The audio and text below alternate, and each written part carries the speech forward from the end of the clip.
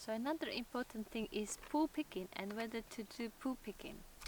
So the first thing you have to understand is what actually manure is.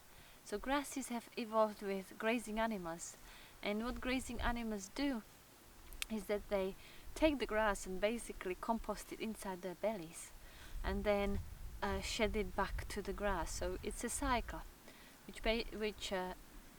where the horse eats the grass. Not only does it spread the seed, but also fertilizes the grassland again.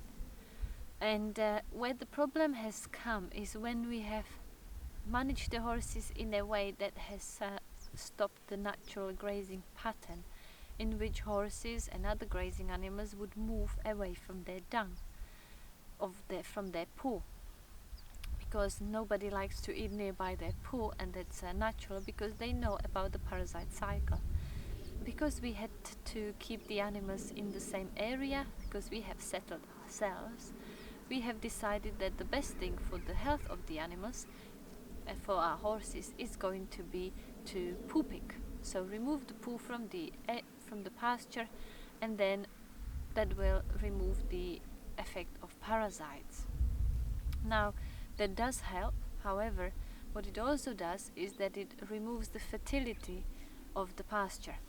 So you are basically, the horse eats the grass, poos it back to close the cycle of fertility of the grass.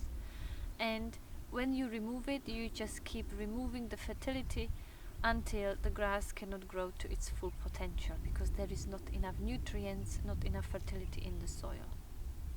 So the poo is very natural fertilizer. Now I understand that horses cannot be where their poo is. That's why we move them every few days, and that's why we don't let them come back to the area until the manure has fully broken down and the parasite cycle has been also broken down. So if you allow at least 5 weeks, the parasite cycle will be disturbed, because the parasites need to get back into the horses within them 5 weeks. They cannot survive past that. There is another thing that would normally happen in nature, which is birds spreading the poos. I'm just looking at this crow spreading the poos and going through them, because there is lots of larvae of insects which they eat. That sort of makes them to spread the poo, and when they spread the poo, it allows the air, the oxygen and sunshine, the UV light, to penetrate into the poos and kill lots of the larvae from the parasites. So sunshine and air is the best natural sterilizer of the field. So the birds are very useful. Now if you haven't got birds, we are using chickens here as well, which scratch through the poos, but if you haven't got any of these, and I also do it myself, you can start to very cleverly distribute the fertility, which means the poos, to the areas which most need it. So you may notice that in areas of your pasture, horses graze more or less. Now there will be areas of the pasture which they don't touch too much, where they have obviously weed or something, but they do poo in them.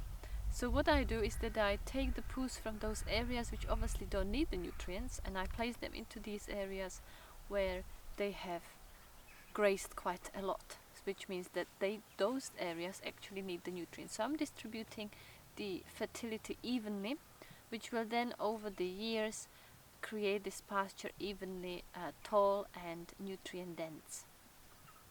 So you can sort of help it like that. So I'm going to show you how to do it. It's very simple. You just sort of spread it with the fork. Now you will also notice that inside the poo there is some beetles.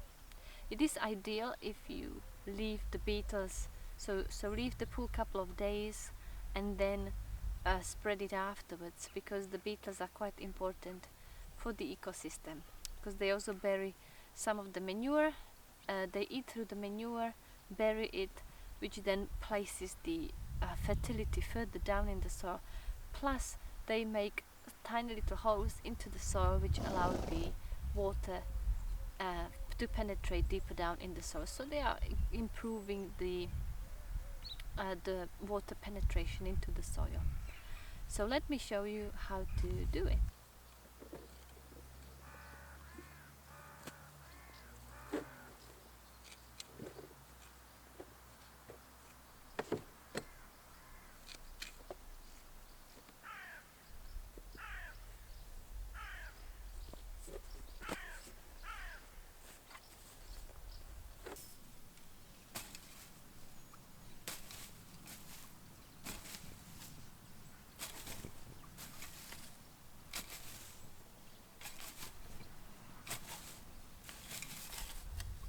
If you are thinking of what to do, should you worm if you are doing this pasture management, I would suggest maybe worm at the very beginning of it.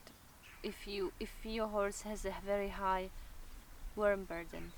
Otherwise, if he doesn't, then just try doing it, and after 6 months, so do the worm count of the poo and have a look what the worm burden is. You might notice it to decrease quite rapidly, just because the horse is moving away from the poos. It's on a pasture that doesn't have any worm eggs, so it will soon get to nearly zero. So our horses haven't been wormed for 2 years, and they don't have any worms in them, no worm eggs, no worm count.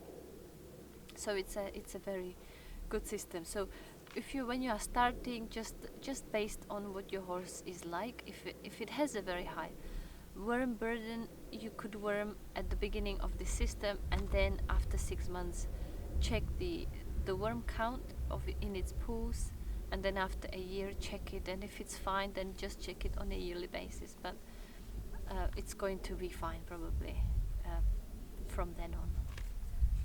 Spreading the poos, also what you can notice is that there are fly larvae, so if you spread them at the right time, you will also decrease the fly burden for your horses. Now you can't obviously do anything if you are surrounded by other livestock. We have got cattle here, so we can't do anything about that. But it just helps you decrease the fly burden by spreading the poos, because the fly larvae develop inside them. They need damp, dark, warm conditions, and the poos, they are quite warm, and when it is very hot, they develop very quickly on a few days. Right, so let's start spreading some poos.